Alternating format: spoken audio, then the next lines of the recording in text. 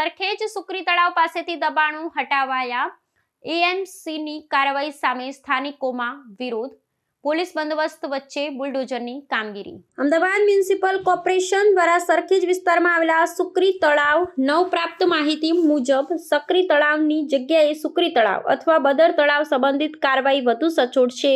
જો કે પ્રશ્નમાં ઉલ્લેખિત સક્રી તળાવનો સંદર્ભ લેતા આસપાસની સરકારી જમીનો પરના ગેરકાયદે દબાણો હટાવવાનું મોટા પાયે કાર્યવાહી કરવામાં આવી હતી। આ દબાણ હટાવ ઝુંબેશમાં તળાવની આસપાસના વિસ્તારમાં બાંધવામાં આવેલા ઓટલાઓ ઝૂંપડા તથા અન્ય અનઅધિકૃત બાંધકામોને બુલડોઝરની મદદથી તોડી પાડવામાં આવ્યા હતા। આ કાર્યવાહી દરમિયાન કોઈ અનિચ્છનીય ઘટના ન બને તે માટે પોલીસના ચાંપતા બંદોબસ્ત વચ્ચે સમગ્ર કામગીરી પાર પાડવામાં આવી હતી। સ્થાનિક સત્તાવાળાઓ દ્વારા વહીવટી તંત્રના આ પગલાંનો સ્થાનિક રહેવાસીઓ અને દુકાનદારોના સમૂહ દ્વારા ઉગ્ર વિરોધ કરવામાં આવ્યો હતો। પોતાના આવાસ અને વ્યાવસાયિક જગ્યાઓ ગુમાવવાના ડરથી અસરગ્રસ્ત લોકોએ એકત્ર થઈને સૂત્રોચ્ચાર કર્યા હતા અને કામગીરી અટકાવવાનો પ્રયાસ કર્યો હતો। જો કે પોલીસે પરિસ્થિતિને કાબૂમાં લેવા માટે વિરોધ કરનારા લોકોને હટાવ્યા હતા। મ્યુનિસિપલ કોર્પોરેશનના જમીન મિલકત વિભાગે સ્પષ્ટતા કરી હતી કે આ દબાણ લાંબા સમયથી તળાવની જમીન પર અનઅધિકૃત રીતે બાંધવામાં આવ્યા હતા, જે તળાવોના સૌંદર્યકરણ અને વિકાસ યોજનામાં અવરોધરૂપ હતા। કોર્પોરેશન દ્વારા હાથ ધરવામાં આવેલી આ કાર્યવાહી તળાવો અને જળ સ્ત્રોતોની જમીનને દબાણ મુક્ત કરવાના મોટા અભિયાનનો એક ભાગ છે। તંત્રનો હેતુ આ જમીનને ખુલ્લી કરવાની, જળ સંચય અને પર્યાવરણીય સંરક્ષણની દિશામાં આગળ વધવાનો છે।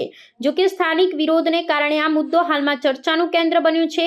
સત્તાધીશે જણાવ્યું હતું કે જાહેર હિત અને તળાવના પુનઃવિકાસને ધ્યાનમાં રાખી દબાણ દૂર કરવાની પ્રક્રિયા ચાલુ રાખવામાં આવશે અને ગેરકાયદેસર દબાણો કરનારાઓ સામે કાયદાકીય પગલાં લેવામાં આવશે। ભરતભાઈ, ક્યાં રહેવાનું તમારે? સરખેજ સક્રી તળાવ। મામલો છે? મામલો મકાનનો હતો કે મકાન અમારા પાડી નાખ્યા। અમારે આગળના 2014ની અંદર અમારા મકાનો કેસ ચાલુ હતો, સ્ટે મેલ્યો હતો, તો અમને એ લોકોએ રાવા ના દીધા, એ મકાન પાડી નાખ્યા। પણ અત્યારે પણ આવીને પાડી નાખ્યા ને અમને અઠવાડિયાની મુદત કીધી, પણ અઠવાડિયાની અમને 8 દિવસની પણ મુદત ના લી ને દિવાળી પછી કીધું કે સાહેબ અમારે આ તહેવાર જતા રહેવા દો અને એના પછી અમે સાહેબ ખાલી કરી દઈશું, તો પણ કોઈને માન્યું નહીં અમારી કીધી। અમારા વર્ષો અમારે અહીંયા 1972ની આગળના રહીએ છીએ અમે, પણ અત્યારની તારીખની અંદર અમારે 1982નો પુરાવો બી રજૂઆત અમારી જોડે, એમાં કેસ કર્યો, કલેક્ટરમાં કર્યો છે, હાઈકોર્ટમાં બધે કેસ ચાલુ છે અમારે, હરેક જગ્યાએ જઈને અમે અરજી આપેલી છે સાહેબ। અત્યારે અમારી માંગણી એક જ છે કે સાહેબ અમને મકાન આપો, તો અમે મકાન આપી દો તો અમે ખાલી કરી દઈએ સાહેબ।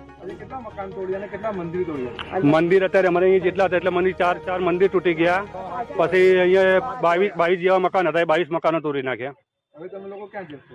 અમે સાહેબ એ જ કહીએ કે અમને મકાન આપો, તમે જતા રહીએ। અત્યારે સાહેબ અમારે કઈ જવાનું? અત્યારે સાહેબ અમારા પાછળ નાના છોકરા અમે મહેનત મજૂરી જઈએ સાહેબ, 5-25 વપરાઈ જાય સાહેબ, અમે કઈ લાઈન પૂરું કરીએ સાહેબ। અત્યારે વિલકમને ગમે કોઈ જગ્યા આપો કે ગમે તે હાલો તો અમે ત્યાં જઈને રહીએ સાહેબ। હવે અત્યારે જવું કઈ સાહેબ અમારે? કેટલા વર્ષોથી અહીંયા રહો છો? અમે 72ની સાલના મોહલ્લા છે, 50 વર્ષના। અમારા ડોક્યુમેન્ટ તો બધા હતા, બધા રજૂ કરેલા છે, બધે ઠેકાણ બધે રજૂ કર્યું, એક જ ઠેકાણ રજૂ કર્યા। હમણાં કે તમને મકાનો આપશું કે તમારે જે હોય બધું ડોક્યુમેન્ટ તમે રજૂ કરો, આપો, તમારે તમે હાજર થાવ, અમે ફેરવે જાઓ અમે હાજર થતા હતા, છોકરા બચ્ચા લઈને હાજર થતા હતા। તમને કે તમને મકાનો આપી, તમે મકાનો ખાલી કરો, અમે મકાનો છો તમે ખાલી કરી દઈશું સાહેબ। અને અમે બધે અમે એક ઠેકાણે અમારા કાગળે છે પહોંચી ગયેલા છે। નરેન્દ્ર મોદી કે એના મકાનો તોડો, એના મકાનો આપો, એના રહેવાસ ના હોય ને રહેવાનું આપો। સરકાર પર કે આવી રીતે અમારી માગણી છે, એવી રીતે અમારા કાગળ પહોંચ્યા છે, અમે શેઠ પહોંચ્યા છે। અત્યારે હાલ અમારા સગવડ નથી, અમે 1982નો અમારો પુરાવો છે સાહેબ। હા, અમારો પુરાવો છે અત્યારે, એ પુરાવો અમારા અંગત છે। નાના છોકરા અત્યારે અમે અત્યારે નોટિસ આવી, અમે અત્યારે એટલી માફી માંગી કે સાહેબ અમે દિવાળીના અમે વ્યાજ પૈસા લઈને અમે ધંધો કરવા માટે લાયા છે, તમને હાથ જોડી, તમને પગે જોડી, અને આટલી વાર દિવાળી છે તમે કહેશો તો અમે હાથે મારું અમારું સામાન કાઢી લેશું, પણ અત્યારે અમને મારશો નહીં, ચૂસશો નહીં હમણાં। અને અમને ગરદન પાટે બહુ જ માર્યા, બધાના ડબ્બામાં બેસી દીધા બધાના। અને અત્યારે ખાલી કરીને બધા કોઈ 50 પોલીસની ગાડીઓ આવી, 50 લેડીસો આવી, અને અમને માર ચૂર બહુ કર્યા। અને તમે બધા બેસી દીધા છો, હવાનું અમે ખાધું નહીં પીધું, અમારે પણ પૈસાનો સગવડ નહીં, કઈ રૂપિયાનો સગવડ નહીં। પૈસાનો સગવડ તો અમે ગમે તે નાનું મોટા મકાન લઈ, જગ્યા લઈ, પણ હાલ અમારે પણ કશો સગવડ નથી, તો અમે જઈ જા અમને કાંઈક અમને સગવડ કરો. મારા નાના નાના બચ્ચા હવે ત્યારે ઠંડી પડે, બીજું પડે, મચ્છર કરી ખાય, ભાઈ હાપ આવે, ડેડવા આવે, અમને કરી ખાઈ જાય. ત્રણ માણસો અમારે મરી ગયા છે, તો એમને બધે સંભળાવ્યું છે, અમે બધાને કેવડાવ્યું છે, બધા જેટલાય મરી જાય જેટલું કર્યું છે સાહેબ. અને અમારું અત્યારે આવે એમાં તમને ધમકી આરી, બહાર નીકળી જાઓ, બહાર નીકળી જાઓ, બહાર નીકળી જાઓ કે જતા છો બહાર.